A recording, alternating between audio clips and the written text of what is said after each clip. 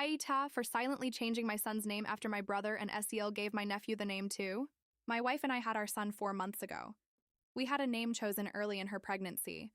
We kept that name to ourselves, but my SIL, married to my brother, found it out when she was still pregnant with my nephew, almost 7 months old. She never said how. She just told us she loved the name, congrats, and she couldn't wait to meet him. We assumed she snooped because she was not told. I even mentioned it to my brother, and he said that his wife does like to browse through people's things like it was no biggie. Then when my nephew was born, they announced his name, and it was the name we chose. First, middle, and last name. My brother called right after SIL posted the announcement, and he told me to keep quiet because his wife had a rough birth and she didn't need drama, and he knew we might not like it, but she really wanted the name.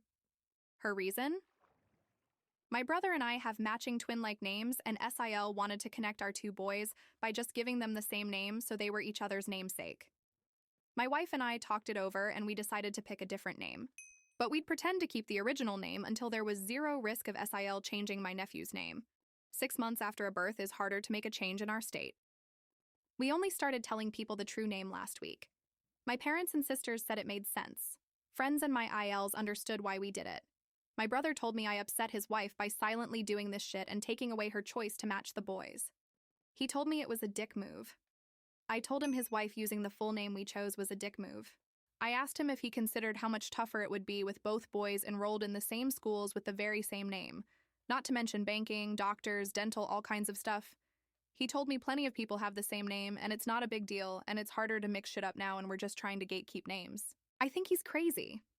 So does my wife. She said he clearly doesn't want SIL to be mad. But AITA for what I did? Like, are we weird for thinking of this kind of stuff?